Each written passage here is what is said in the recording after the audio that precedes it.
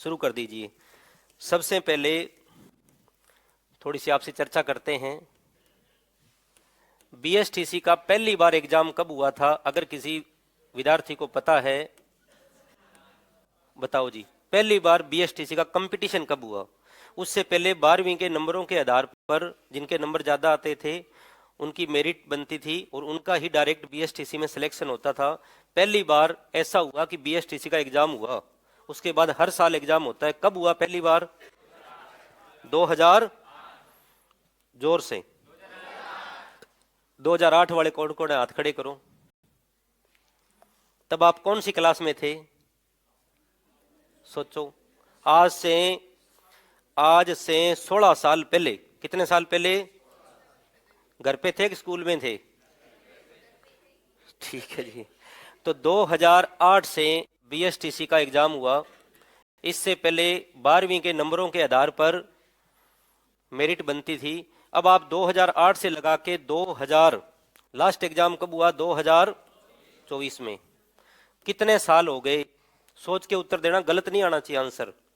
अब यहां पर कई गलत उत्तर देंगे। कितने एग्जाम हो गए आज तक? 2008 से 2024 का हुआ है। लास्ट एग्जाम था 30 जून 2024। कितने हो गए बताओ जी। अब तरीका क्या है? 8 में तो एग्जाम हुआ, 8 में हुआ और 24 में भी हुआ। तो 8 से पहले कितने बचे? 7। 7 माइनस कर दो, 24 में 7 घटाओ, कितने बचे? 17। 17 वर्ष से बीएसटीसी का एग्जाम हो रहा है। यानी आप स्कूल में पढ़ने गए थे उससे पहले से ही बीएसटीसी का एग्जाम हो रहा है। अब एक पेपर में क्वेश्चन कितने आते हैं? 200। जब से एग्जाम हुआ तब से लेके आज तक एक पेपर में क्वेश्चन आते हैं 200। तो 17 पेपर में कितने क्वेश्चन हो गए बताओ जी? बोलो सही। एक बात और बता दूं, बीएसटीसी में नेगेटिव मार्किंग नहीं है। नेगेटिव मार्किंग है तो आपको बोलना है नेगेटिव मार्किंग नहीं है। बोलो जी। 3400 हो गए। कितने परसेंट हो गए? 3400। यदि आप इन 3400 प्रश्नों को अच्छे से कर लेते हो तो आपके एग्जाम में टोटल परसेंट कितने आने हैं? 200। 100% तो सेम आएंगे, बिल्कुल कॉपी होंगे। बहुत बढ़िया बात है ना। सिर्फ आपने 3400% ही पढ़े तो 100% आपके डिट्टो मिलेंगे, जो आए हुए हैं वही वापस आएंगे। तो 50% तो कॉपी करेंगे और 50% इसी प्रकार के जो आए हैं उसी टाइप के नए प्रश्न आएंगे। अब इसमें पार्ट आते हैं आपके 4। कितने पार्ट आते हैं जी? 4। पहला पार्ट कौन सा है? रीजनिंग या मेंटल एबिलिटी या मानसिक योग्यता। अब आप देखो, मानसिक योग्यता के कितने प्रश्न आएंगे? 50 क्वेश्चन आएंगे। Very good. उसके बाद में बात करें teacher aptitude and attitude Tata, कितने प्रश्न आएंगे? 50 क्वेश्चन आएंगे। उसके बाद में जीके। जीके किसका है? राजस्थान का। कितने क्वेश्चन आएंगे? 50 क्वेश्चन आएंगे। उसके बाद में हिंदी, कितने प्रश्न आएंगे जी? हिंदी के 30 आएंगे। 50 आते हैं बीएड में। पीटीटी का जो एग्जाम होता है ना, प्री बीएड का, उसमें तो आते हैं 50, उसमें इंग्लिश नहीं आती। लेकिन बीएसटीसी में हिंदी के कितने आएंगे?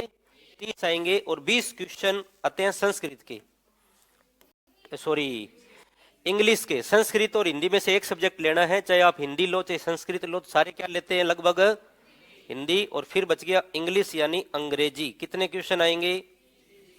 20 क्वेश्चन। टोटल क्वेश्चन कितने हो गए? 200 क्वेश्चन हो गए। Very good.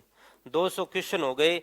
अब आप ये बता दो समय कितना मिलेगा आपको? एग्जाम के लिए टाइम कितना मिलेगा? 3 घंटे। तो 3 घंटे में मिनट कितने? 180 मिनट। आपके पास मिनट तो है 180 और क्वेश्चन कितने हैं? 200। यानी एक क्वेश्चन के लिए 1 मिनट से भी कम का समय है। अब ये समय कम है कि ज्यादा है? ये बताओ। आपको ये समय कम लग रहा है कि ज्यादा लग रहा है? बिल्कुल सही लग रहा है। ये समय कम नहीं है। ये समय कम नहीं है। कम उनके लिए है जो पहली बार एग्जाम दे रहे हैं और जिनको छोटी छोटी बातों की ट्रिक नहीं पता, उनके लिए कम लगेगा। बाकी कम नहीं है। इतना टाइम तो मिलता ही नहीं है। क्योंकि जब आगे आप जैसे एसएससी जीडी की बात करूं थोड़ी सी, एसएससी जीडी में 80 क्वेश्चन आते हैं। कितने प्रश्न आते हैं? और मिनट मिलते हैं मात्र 60। 60 मिनट में 80 प्रश्न, जिसमें से 20 प्रश्न गणित के, 20 प्रश्न रीजनिंग के 40 प्रश्नों के अंदर ही 1 घंटा निकल जाता है। यहां पर टाइम बहुत ज्यादा है क्योंकि आपको इसमें टाइम नहीं लगेगा। सबसे कम टाइम कहां लगेगा आपको? जीके में। 50 प्रश्न है ना, आपको 25 मिनट भी नहीं लगेंगे। प्रश्न कितने हैं? चाहे आपको आए चाहे आपको नहीं आए, 25 मिनट से ज्यादा समय नहीं लगेगा। और नेगेटिव मार्किंग है नहीं, तो चाहे आए चाहे नहीं आए उत्तर तो देना है। ये नहीं सोचना कि बाद में देखेंगे, बाद में नहीं देखना, उसी समय गोला भरना है। ऐसी आपको आदत डालनी है जो यहाँ टेस्ट होंगे। हिंदी के अंदर 30 प्रश्न है, लगभग आप 25 मिनट में प्रश्न आराम से कर सकते हो। इंग्लिश में 20 प्रश्न है।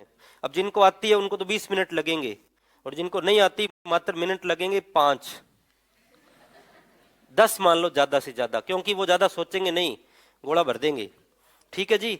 आती है उनको टाइम ज्यादा लगेगा, जिनको नहीं आती उनको टाइम कम लगेगा, क्योंकि यहाँ पे कोई समय ज्यादा खराब नहीं करता, समझदार है सब। तो अब आपके समय लगने वाले सब्जेक्ट है 2। कौन कौन से? रीजनिंग और टीचर एप्टीट्यूड। टीचर एप्टीट्यूड ऐसा सब्जेक्ट है कि आपको हर पर्सन लगेगा कि हमें आता है, लेकिन कई बार आप कंफ्यूज हो जाओगे कि उत्तर 4 विकल्प में से कौन सा है। पहला भी सही लगेगा, दूसरा भी लगेगा, तो इसको आपको 2 बार पढ़ना पड़ेगा। क्वेश्चन को 2 बार पढ़ना पड़ेगा, फिर आप डिसाइड कर पाओगे कि आंसर क्या है। यहां आपको टाइम लगता है, यहां 50 प्रश्नों में 50 मिनट आराम से लग जाते हैं। कुछ प्रश्न सेकंडों में होते हैं, तो कईयों में 1 मिनट भी लग जाती है। यहां समय लगेगा क्योंकि इसकी कोई ट्रिक नहीं है। प्रश्न पढ़ना पड़ेगा, चारों विकल्प देखोगे तब जाके आंसर आएगा। कुछ प्रश्न आसान होंगे, डायरेक्ट आंसर आ जाएंगे। उसके बाद में मानसिक योग्यता 50 क्वेश्चन है। इसमें आप टाइम जितना कम करना चाहते हो कर सकते हो। इसके लिए क्या करनी पड़ेगी? प्रैक्टिस। प्रैक्टिस तो वैसे हर जगह ही काम आती है। तो ये प्रश्न आप 50 मिनट से पहले भी कर सकते हो, और इनमें आप पूरे 2 घंटे भी खराब कर सकते हो। आराम से एक प्रश्न ले लिया और कर रहे हो, तो टाइम ज्यादा भी लग सकता है। टाइम बहुत है। अब आपके जो यहाँ टेस्ट होंगे, आपको आदत ये डालनी है कि हमें 180 मिनट नहीं, 170 मिनट के अंदर पेपर करना है। जैसी आदत यहाँ डालोगे वैसी आदत ही एग्जाम में होगी। बाकी बातें और बताएंगे। अब कई पूछते हैं सर पहले कौन सा पार्ट करें? जो मर्जी कर लो, कोई फर्क नहीं पड़ेगा। मेरा जो मानना है, अगर मेरी राय मानो तो सबसे पहले क्या करो? जीके। 50 प्रश्न 20 मिनट लगेंगे, आपका हौसला बढ़ने लग जाएगा।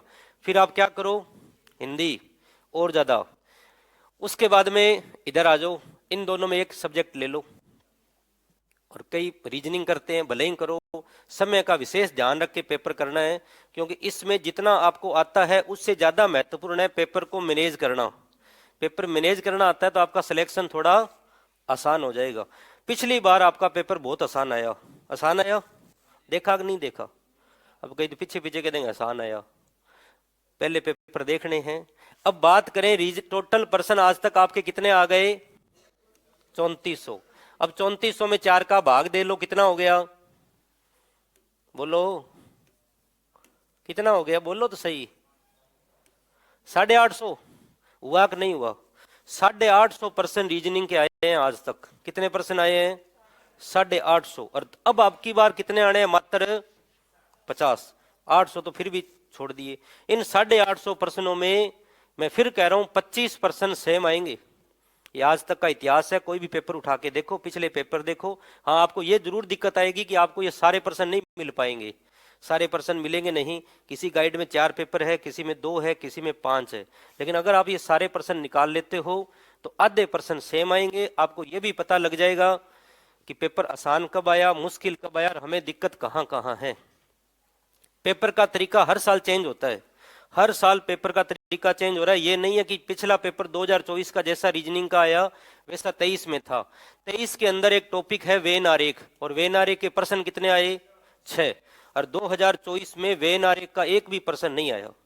लॉजिकल वेन आरेख आया है, लेकिन वेन आरेख का एक भी नहीं आया। कैलेंडर की बात करें, 2024 के अंदर कैलेंडर के प्रश्न कितने आए? 2 आए।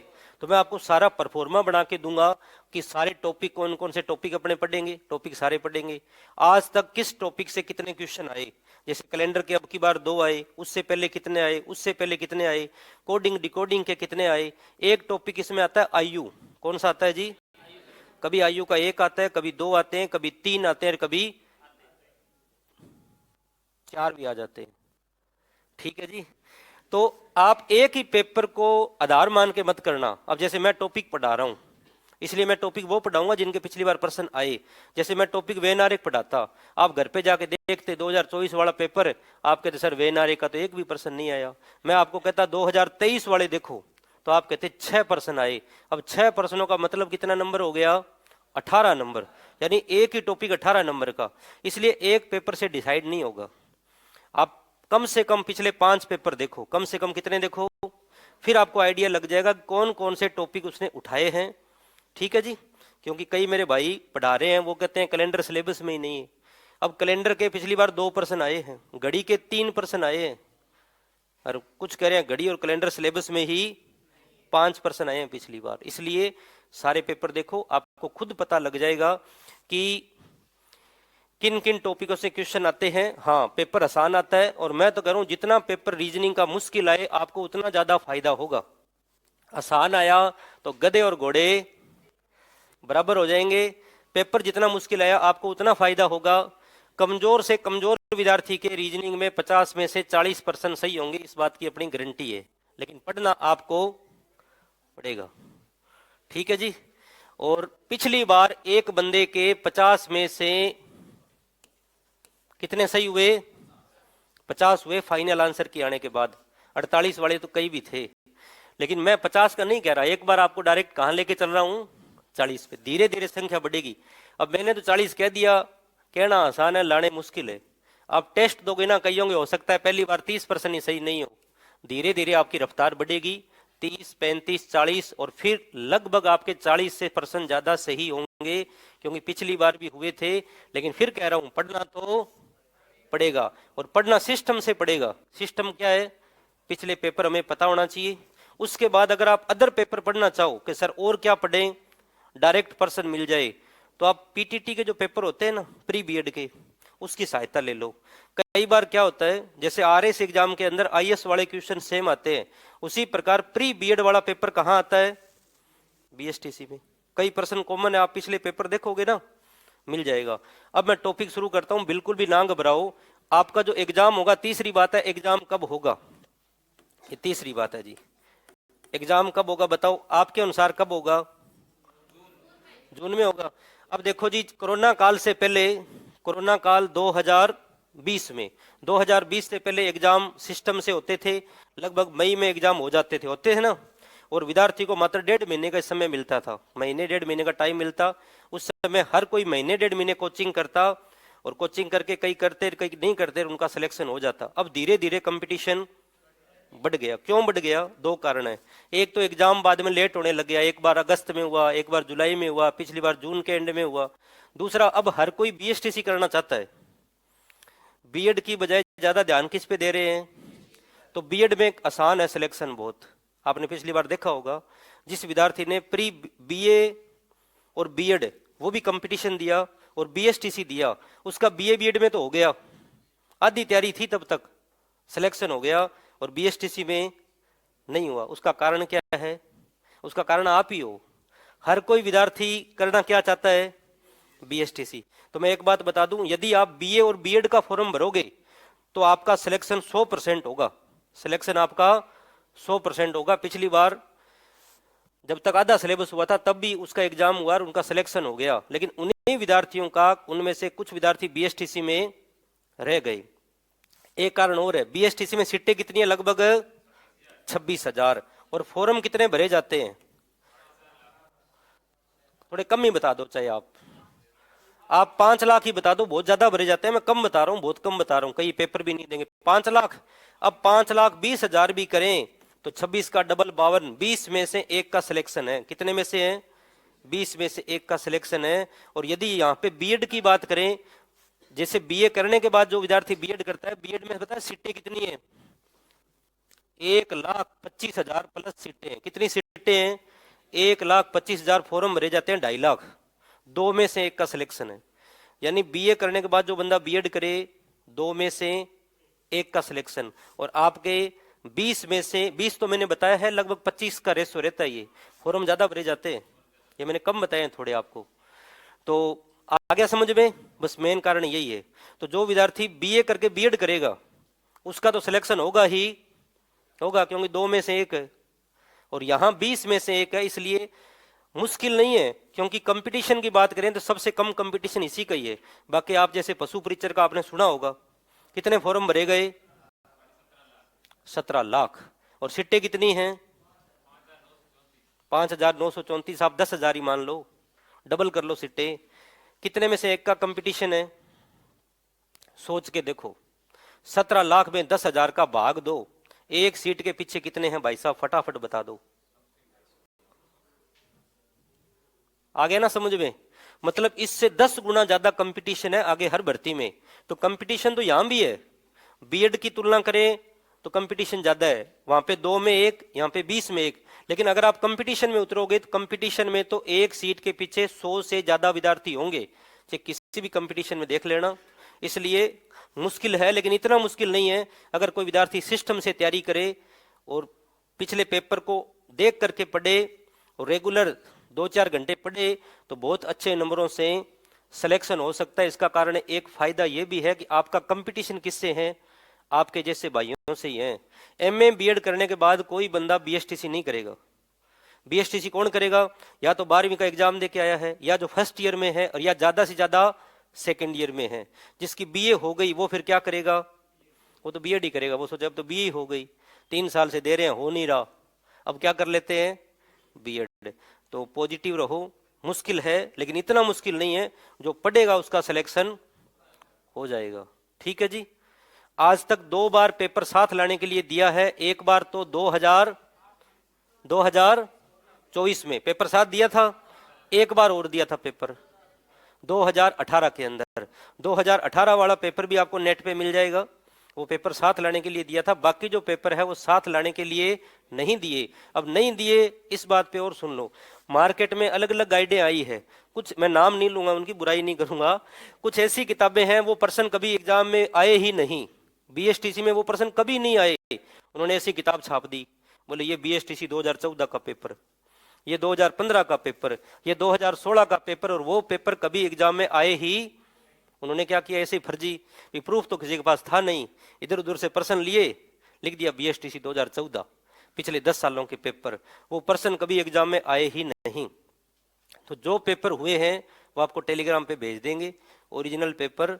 आप हर किताब के पे भरोसा मत करना, क्योंकि पिछली बार एक विद्यार्थी लेके आया था, तो मैं तो देखो जी 2012 से तो यहाँ पढ़ा रहा हूँ बाड़मेर संकल्प क्लासेज में। कितने साल से? 2012 से यहाँ पढ़ा रहा हूँ। इससे पहले 2008 से ही पढ़ा रहा हूँ, जब से बीएसटीसी शुरू हुई। हर साल बीएसटीसी का बैच चलाया है, हर साल। तो पर्सन तो याद है कि कौन कौन से आए। तो मैंने जैसे ये पर्सन देखे, मैंने कहा ये तो आए ही नहीं। फिर मैंने 2-4 किताबें और देखी, मुझे ऐसे कैसे, फिर पता लगा वो पूरी किताब ही फर्जी है। तो मैं नाम तो नहीं लूंगा क्योंकि लाइव बैच है। ठीक है जी। तो आपको ये बता दूंगा कि आपको कौन से पेपर पढ़ने हैं, जो आए हैं वही पढ़ने हैं। अब आप टॉपिक शुरू करें, बिल्कुल रिलैक्स हो जाओ, ऐसे सोचो कि अपना सिलेक्शन होगा। होगा पढ़ने से, सोचने से नहीं होगा। सोचने से पॉजिटिव हो जाएंगे, पढ़ने से होगा और अच्छा होगा। ये तैयारी आपके काम आएगी। एक बात और बता दूं, ये रीजनिंग आपके हर कंपटीशन में काम आएगी। इसके साथ साथ अगर कोई विद्यार्थी अभी जेल प्रेरी का फॉर्म आ रहे हैं, अप्रैल में एग्जाम है, आप फॉर्म जरूर भरना। वहां यहाँ 50% और वहां पर्सन कितने आएंगे, वहां काम आएगा आपके ये पूरा। ये जीके आपके वहां भी काम आएगा, और ये जीके और भर्तियां आ रही है साथ में, ये हर भर्ती में काम आएगा। हिंदी भी काम आएगी। जैसे सफाई कर्मचारी की भर्ती की बात करें तो हिंदी के पर्सन कितने आएंगे? 30। सफाई कर्मचारी में हिंदी के कितने पर्सन आएंगे? 30। इंग्लिश के कितने आएंगे? 15। तो 30 और 15 45। जीके के कितने आएंगे? 50। और रीजनिंग सफाई कर्मचारी में नहीं है, रीजनिंग नहीं। गणित के कितने हैं? 25। तो ये चीजें आपके काम आएगी। तो आप इस प्रकार केवल यही मत सोचना कि बीएसटीसी के लिए पढ़ें, ऐसे सोचना कि एक बार ढंग से पढ़ लें, हर बार काम आएगा। और पढ़ा हुआ काम तो आता ही आता है। और टारगेट क्या है कि बीएसटीसी में हमारा सिलेक्शन हो जाए, और सिलेक्शन भी थोड़े अच्छे नंबरों से हो जाए, क्योंकि अच्छे नंबरों से हो गया तो हमें नजदीक का कॉलेज मिल जाएगा। अगर आपको कॉलेज दूर मिला, एक बात और सुन लो, जैसे आप हो बाड़मेर जिले की, कल्पना करते हैं, सारे चाहे नहीं हो, और आपको कॉलेज मिल गया श्री गंगानगर, तो यहां से कितना दूर है जी? 700 किलोमीटर है। एक तो आने जाने में टाइम खराब होगा, एक रहने का खर्चा यहाँ से ज्यादा लगेगा। अब आपको अगर बाड़मेर के आसपास या बाड़मेर में ही मिलता है तो यहाँ तो आप रह ही रहे हो, फायदा है ना। तो बीएड के जो बीएसटीसी के खर्चा लगना है, पैसे वो तो लगने ही लगने हैं। दूर जो कॉलेज मिलता है उसमें परेशानी ज्यादा होती है, आना जाना। साल के अंदर आप मान लो गंगानगर में रह रहे हो और वहां से आप वापस आ रहे हो, साल में 4 चक्कर लगा रहे हो, परेशान तो हो रहे हो। तो जितना नजदीक कॉलेज मिले उतना फायदा है। बढ़िया पढ़ोगे तो नजदीक मिलेगा, और थोड़ा कम पढ़ोगे तो दूर मिलेगा, और नहीं पढ़ोगे तो मिलेगा ही नहीं। फिर अगली बार फिर सोचेंगे, और फिर जाके कई तो ये सोचेंगे अब तो बीए हो गई, अब क्या कर लेते हैं बीएड। तो लक्ष्य बना लो, यदि बीएसटीसी करनी है ढंग से पढ़ लो, विश्वास करो सिलेक्शन 100% होगा। लेकिन फिर कह रहा हूं पढ़ना तो कॉपी में लिख लेना, पढ़ना तो पड़ेगा। ठीक है जी, अब आ जाओ टॉपिक पर। अब पिछली बार कैलेंडर के प्रश्न आए 2, कितने प्रश्न आए? पहले मैं सोच रहा था वेनारे कराऊं, फिर मैंने अभी पेपर दोबारा देखा तो मैंने कहा लॉजिकल वेनारे का तो एक क्वेश्चन आपके पूछा है, वेनारे का तो पिछली बार एक भी नहीं पूछा। अब मैं शुरुआत करूंगा, कई भाई कहेंगे वेनारे का पिछली बार आया ही नहीं। तो टॉपिक शुरू कौन सा कर रहा हूं? कैलेंडर। प्रश्न कितने आए? 2, दोनों के दोनों आज करा दूंगा बहुत ही आसान तरीके से। और फिर जो मर्जी प्रश्न आए कैलेंडर का, आपको कोई दिक्कत नहीं आएगी, चाहे आप आईएएस का पेपर उठा के देख लेना। सबसे बड़ा एग्जाम कौन सा है? आईएएस। उस लेवल तक का करा दूंगा। पढ़ा तो बीएसटीसी में रहा हूं, लेकिन मैं आपको आईएएस में, आरएस में, एसएससी में, किसी भी एग्जाम में जो क्वेश्चन आया सारे करवा दूंगा। तो टॉपिक का नाम लिखो कैलेंडर, कैलेंडर। और फिर कह रहा हूं पिछली बार प्रश्न कितने आए? 2। ये मत कहना कहीं पीछे बैठे होते हैं, एक दिन वाले होते हैं विद्यार्थी कि पिछले सिलेबस में नहीं है। पिछली बार 2 प्रश्न आए हैं जी। कैलेंडर, कैलेंडर के अंदर लिखो सबसे पहले वर्ष यानी ईयर। और वर्ष कितने प्रकार के होते हैं? कौन कौन से? हाँ, मैंने एक बार पूछा 2 वर्ष प्रकार कौन से, बोले एक अच्छा वर्ष एक खराब वर्ष। ऐसा पेपर में नहीं आएगा। एक होता है साधारण वर्ष, एक होता है। पढ़ते समय बिल्कुल रिलैक्स होके पढ़ें, कोई चीज नहीं समझ में आए पूछें। और फिर कह रहा हूं बीएसटीसी में नेगेटिव मार्किंग नहीं है, और बहुत अच्छे तरीके से पढ़ेंगे अपने। चलो जी, पहला है साधारण वर्ष। पहला कौन सा वर्ष है? और दूसरा है लीप वर्ष। ठीक है जी। साधारण वर्ष हिंदी का वर्ड है, इसका इंग्लिश में नाम क्या है? बोल दो। Normal year. लेकिन अभी एक एग्जाम में एक क्वेश्चन आया था, वीडियो के एग्जाम में, ए लीप वर्ष। साधारण वर्ष का दूसरा नाम क्या है? ए लीप वर्ष। ऐसा प्रश्न पहली बार पूछा गया है, ए लीप वर्ष। और लीप वर्ष ये इंग्लिश का वर्ड है, इसे हिंदी में क्या कहते हैं? अधिवर्ष। लीप वर्ष को क्या कहते हैं?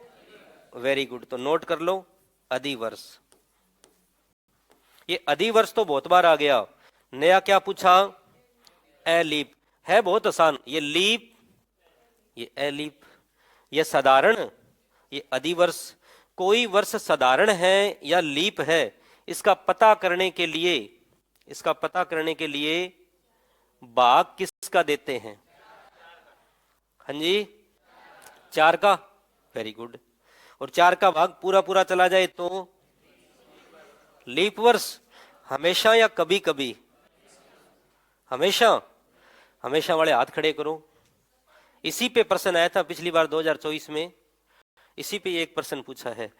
चलो जी, हाँ एक बहन जी उधर से बोल रहे हैं, शताब्दी वर्ष में 400 का, बाकी सब में 4 का। मेरा आपसे क्वेश्चन ये है कि हम 4 का भाग देंगे, 4 का भाग पूरा पूरा चला जाए तो वो लीप वर्ष होगा। हमेशा होगा कि नहीं होगा, इतना बताओ आप। भी कोई भी वर्ष है तो चलो सुनिए, कोई बात नहीं। लिखो नंबर 1 साधारण वर्ष। नंबर 1 साधारण वर्ष लिखो। जिस वर्ष में 4 का भाग, जिस वर्ष में 4 का भाग पूरा पूरा, जिस वर्ष में 4 का भाग पूरा पूरा जाए कि नहीं जाए? Very good. जिस वर्ष में 4 का भाग पूरा पूरा नहीं जाए, पूरा पूरा नहीं जाए, नहीं जाए, उसे साधारण वर्ष कहते हैं, उसे साधारण वर्ष कहते हैं, उसे साधारण वर्ष कहते हैं। जैसे जैसे 2023, वेरी गुड। जैसे 2023, 23 के बाद हम 24 नहीं लिखेंगे, 2025, ठीक है जी। 2026, 2027, फिर आगे 28 नहीं लिखेंगे। जिस वर्ष में 4 का भाग पूरा पूरा नहीं जाए उसे साधारण वर्ष कहते हैं। और ये हमने साधारण वर्ष के कुछ उदाहरण लिख लिए। अब साधारण वर्ष का मतलब क्या है? तो एक तो मतलब ये है कि जिसमें 4 का भाग पूरा पूरा नहीं जाए। दूसरा इसका अर्थ क्या है? दूसरा अर्थ किसी को पता है तो बता दो जी। साधारण का मतलब क्या है?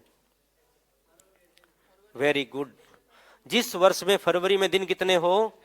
28 हो। मेन कारण यही है, जिसकी फरवरी में 28 दिन हो उसे हम साधारण वर्ष कहते हैं। तो आगे लिखो, एक साधारण वर्ष में, एक साधारण वर्ष में, एक साधारण वर्ष में, एक साधारण वर्ष में 365 दिन, एक साधारण वर्ष में 365 दिन मानते हैं, मानते हैं। होते तो 365 दिन 5 घंटे 48 मिनट है। अपने राउंड फिगर में क्या मानते हैं जी? 365 दिन मानते हैं, चाहे होते हैं कोई बात नहीं। आगे लिखो, एक साधारण वर्ष में 365 दिन मानते हैं। साधारण वर्ष में सप्ताह कितने होते हैं? सप्ताह कितने होते हैं जी? 52 सप्ताह होते हैं। चाहे लीप वर्ष हो चाहे साधारण वर्ष हो, सप्ताह कितने होंगे? 52 होंगे। तो ध्यान रखना, वार कितने होते हैं? टोटल 7 वार होते हैं। प्रत्येक वार कम से कम एक साल में कितनी बार आता है? 52 बार। प्रत्येक वार हर साल कम से कम कितनी बार आता है? 52 बार आता है। और जो साधारण वर्ष में 1 जनवरी को जो तारीख होती है, साधारण वर्ष में 1 जनवरी को जो तारीख होती है वो कितनी बार आती है? 53 बार। कितनी बार है? 53 बार। और लीप वर्ष के अंदर 1 जनवरी और 2 जनवरी ये दोनों कितनी बार आएंगे? 53 बार। ठीक है जी, इसको आगे पढ़ेंगे। अब लिखो, फिर लिखो, फरवरी महीने में, फरवरी महीने में, फरवरी महीने में कितने दिन होंगे जी? 28 होंगे। फरवरी महीने में 28 दिन होते हैं। फरवरी महीने में 28 दिन होंगे। तो हम कह सकते हैं जिस वर्ष की फरवरी 28 दिन की होती है वो वर्ष कौन सा है? साधारण है। और फरवरी में 29 दिन है तो लीप है। अब दिन 28 है या 29, इसका पता लगाने के लिए हम भाग किसका दे रहे हैं? 4 का। आगे लिखो, विषम दिन, विषम दिन, ओड डे। फिर लिखो विषम दिन, विषम दिन, ओड डे। विषम दिन कितना होता है जी? 1 होता है। विषम दिन 1 होता है। Very good. विषम दिन का मतलब है, जैसे हमने दिन माने 365, अब 365 में 7 का भाग दिया, भाग पूरा पूरा कितनी बार गया? 52 बार। और पीछे शेष कितना बचा? 1 शेष बचा। तो ये 1 हो गया विषम दिन। 1 क्या हो गया? विषम दिन। तो साधारण वर्ष में विषम दिन कितना होता है? 1 होता है। लीप वर्ष में कितने होंगे? 2 होंगे। Very good. लीप में कितने होंगे? क्योंकि लीप में दिन कितने होंगे? 366। विषम दिन कम से कम कितने हो सकते हैं? वेरी गुड, 6 हो सकते हैं। 6 कम होता है कि 2 कम होता है? 2 कम होता है कि 1 कम होता है? तो 6 से तो 1 कम होता है। विषम दिन, अच्छा ज्यादा से ज्यादा, तो मैं तो कम से कम पूछ रहा हूं। विषम दिन कम से कम कितने हो सकते हैं? 1 वाले हाथ खड़े करो। सही उत्तर है, हाथ खड़े करो। 1 वाले कौन कौन है? अब बताओ, 1 कम होता है कि 0 कम होता है? 0 कम होता है। आपको कोई कह दे पेपर में कम से कम कितने नंबर ले जाके दिखा सकते हो, तो आप कह दो कि हम 0 ले जाके दिखा सकते हैं। और ज्यादा से ज्यादा 600। पेपर कितने नंबर का है? तो कम से कम 0, कम से कम 0। तो विषम दिन साधारण वर्ष में तो 1 होता है, लीप वर्ष में 2 होते हैं। विषम दिन कम से कम कितना हो सकता है? 0। और ज्यादा से ज्यादा 6। 6 से ज्यादा क्यों नहीं? क्योंकि 6 से ज्यादा होगा उसमें 7 का भाग पूरा पूरा भी 7 है तो 7 का भाग चला गया। 8 है तो 8 में 7 का भाग दिया, कितना बचा? 1। तो 4 क्वेश्चन बनते हैं। विषम दिन कम से कम कितना होता है? 0। ज्यादा से ज्यादा 6। साधारण वर्ष में 1 और लीप वर्ष में 2। ज्यादातर आपके प्रश्न आता है साधारण वर्ष में विषम दिन 1 होता है, लीप वर्ष में 2 होते हैं। कम से कम 0 और ज्यादा से ज्यादा 6। फिर प्रश्न आ सकता है कि 365 दिनों में विषम दिन बताओ 1। अब जितने मर्जी दिन दे दे, आपको दिन दे दिए मान लो 360। 360 दिनों में विषम दिन बताओ, तो भाग किसका दोगे? जितना शेष बचेगा उतने ही विषम दिन होंगे। कितना शेष है बताओ? कितना शेष बचा? 3 बचा। शेष कितना बचा? इसको अपने अलग से पढ़ेंगे। इतना समझ में आ गया? दोबारा देख लो जी। साधारण वर्ष में दिन कितने मानते हैं? 300। जिस वर्ष में 4 का भाग पूरा पूरा नहीं जाए उसे क्या कहते हैं? सप्ताह कितने होते हैं? कोई भी वर्ष है उसमें ज्यादा से ज्यादा कितने सप्ताह हो सकते हैं? 52। और कम से कम 0 हो सकते हैं। हद हो गई, सप्ताह पूछ रहा हूं। कोई भी वर्ष है उसमें 52 सप्ताह तो होते हैं ना। साधारण हो और चाहे लीप हो, 52 होंगे कि नहीं होंगे? 0 इसका नहीं है, 0 विषम दिन का है। 1 सप्ताह हो सकता है कम से। चलो दोबारा पूछ रहा हूं, कोई बात नहीं। एक वर्ष में कम से कम कितने सप्ताह हो सकते हैं? चाहे साधारण वर्ष हो चाहे लीप वर्ष हो। 52 हो सकते हैं। कितने हो सकते हैं? 52। भी देखो 364 दिन है मान लो, कम से कम दिन कितने माने? 365। 364 दिनों में 7 का भाग कितनी बार जाता है? तो 364 दिनों में 52 सप्ताह होते हैं। और 365 दिन है तो सप्ताह कितने? 52। विषम दिन कितना? और 366 दिन है तो सप्ताह 52 और विषम दिन कितने? तो कम से कम सप्ताह कितने होते हैं? 52 से कम नहीं होते। वो 1 और 0 आप सोच रहे हो वो विषम दिन है। कोई बात नहीं, मैं एक बार पूरा समझा देता हूं। बीच में से पूछ रहा हूं, कईयों के समझ में कम आ रहा है। ठीक है जी। मैं इसलिए पूछ रहा हूं कि कई विद्यार्थी वो हैं जो पिछली बार अच्छी तैयारी करके एग्जाम दे के बैठे हैं, भी उनके दिक्कत कहाँ है। बाकी अपने ऐसे पढ़ेंगे कि एक बार में समझ में आ जाए। चलो जी देखिए, तो दोबारा देखो। साधारण वर्ष जिस वर्ष में 4 का भाग पूरा पूरा नहीं जाए उसे साधारण वर्ष कहते हैं। एक साधारण वर्ष में 365 दिन मानते हैं, सप्ताह 52 होते हैं, फरवरी महीने में 28 दिन होते हैं और विषम दिन 1 होता है। कम से कम विषम दिन कम से कम 0, ज्यादा से ज्यादा 6। लीप वर्ष में 2। विषम दिन ज्ञात करने के लिए भाग हम 7 का देते हैं। आगे लिखो। लिखो साधारण वर्ष जिस दिन शुरू होता है उसी दिन समाप्त होता है।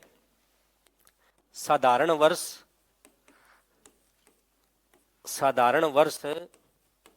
जिस दिन शुरू होता है, जिस दिन शुरू होता है, साधारण वर्ष जिस दिन शुरू होता है उसी दिन या उसी वार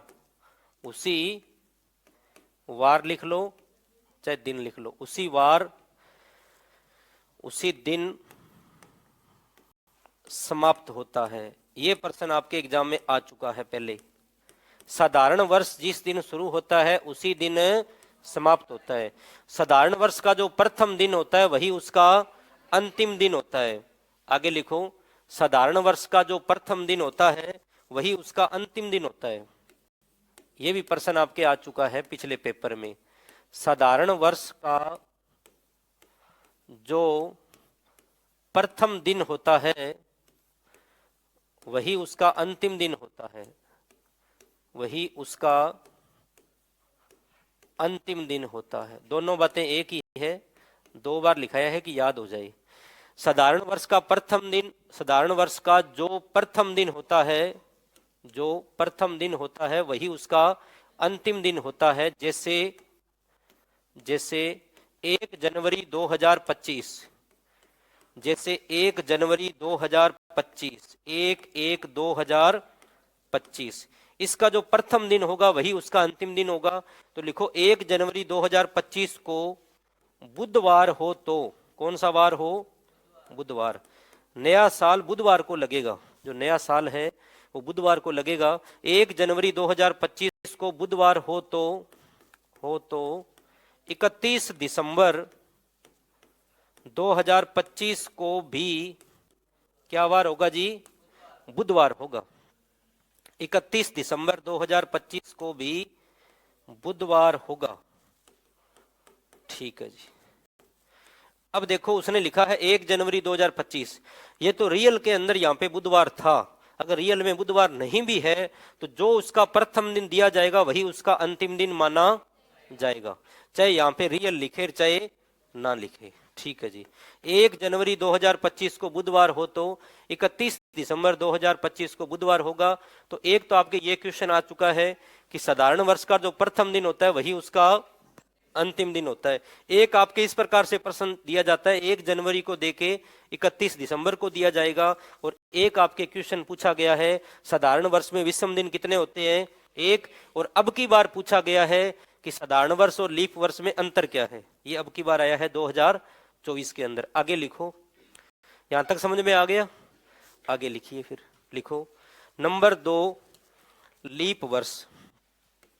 नंबर 2 लीप वर्ष, और लीप वर्ष को हिंदी में क्या कहेंगे?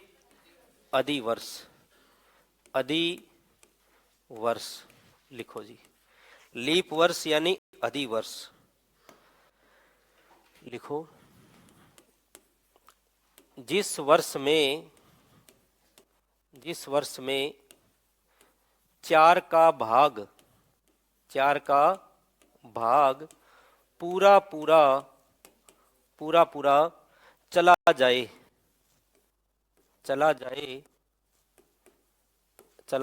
एक बार इतना देखो, जब हम लीप लिखते हैं तो ये जो पै है ये 4 की तरह लिखते हैं। किसकी तरह लिखते हैं? 4 की तरह। तो जिसमें ये 4 आता है उसमें 4 का भाग पूरा जाता है। जिसमें ये 4 आता है, जैसे साधारण लिखा तो ऐसा 4 कहीं नहीं आया, तो इसमें 4 का भाग पूरा नहीं गया। जब लीप लिखते हैं तो ये पै 4 की तरह होता है, तो जिसमें 4 आता है उसमें 4 का भाग पूरा जाता है। याद रखने के लिए है, बाकी आपको याद है तो अच्छी बात है। जिस वर्ष में 4 का भाग पूरा चला जाए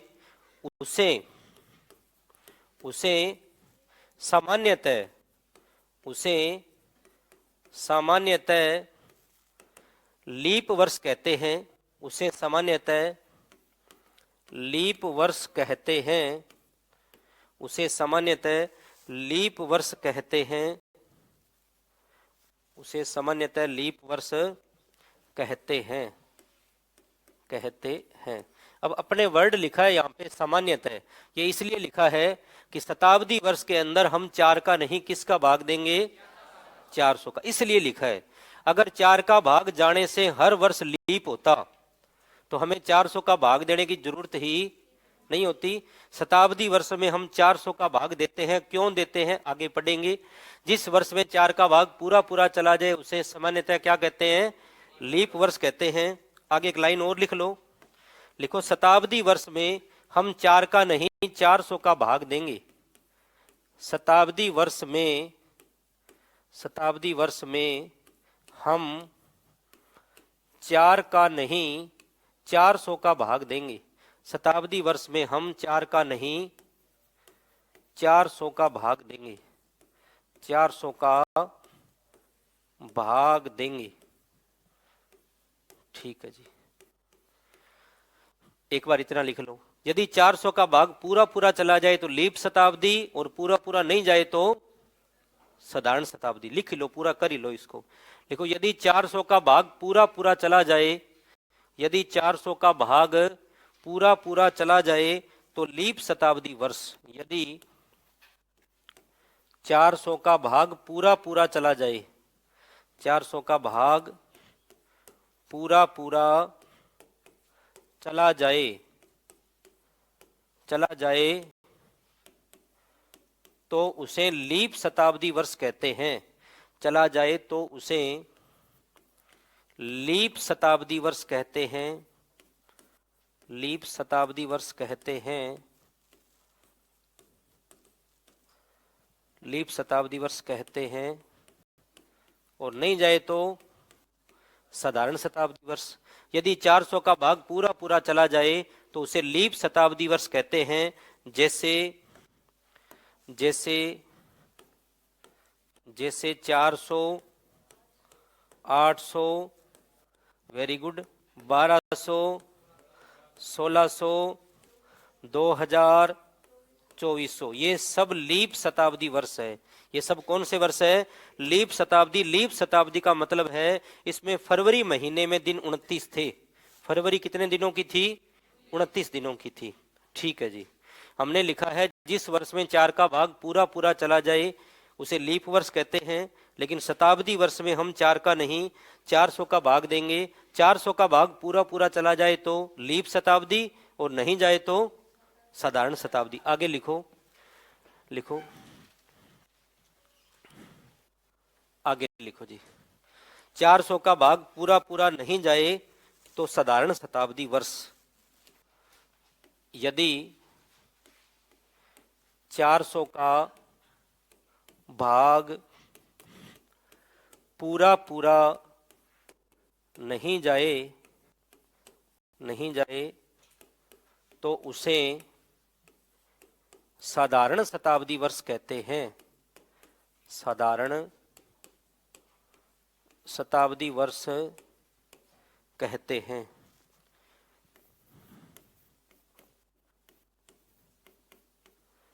जैसे 2100, 2200, 2300, 2400 नहीं आएगा जी, 2500, ये साधारण शताब्दी वर्ष है। ठीक है जी, अपने साथ ही लिख लिया है कि शताब्दी वर्ष में हम 4 का नहीं किसका भाग देंगे? 400 का। अब बात यह है कि क्यों देंगे, इसको अपने पढ़ेंगे। अब आप आगे देखिए, इतना को और देख लो। लीप वर्ष के बारे में लिखो। एक लीप वर्ष में, एक लीप वर्ष में, एक लीप वर्ष में 366 दिन, 366 दिन होते हैं। एक लीप वर्ष में 366 दिन होते हैं। 52 सप्ताह होते हैं। फरवरी महीने में 29 दिन होते हैं। फरवरी महीने में कितने दिन होंगे जी? 29 दिन होते हैं। फरवरी महीने में 29 दिन होते हैं। नोट कर लीजिए आप।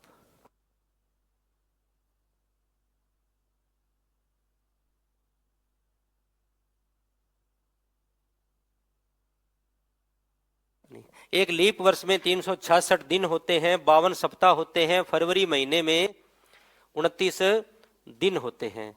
आगे लिखो, लीप वर्ष में विषम दिन। लीप वर्ष में विषम दिन। लीप वर्ष में विषम दिन कितने होंगे जी? 2 होते हैं। एक लीप वर्ष में विषम दिन 2 होते हैं। आगे लिखो, लीप वर्ष जिस दिन शुरू होता है उसके अगले दिन समाप्त होता है। लीप वर्ष जिस दिन शुरू होता है उसके अगले दिन समाप्त होता है। लीप वर्ष जिस दिन शुरू होता है उसके अगले दिन समाप्त होता है। लीप वर्ष जिस दिन शुरू होता है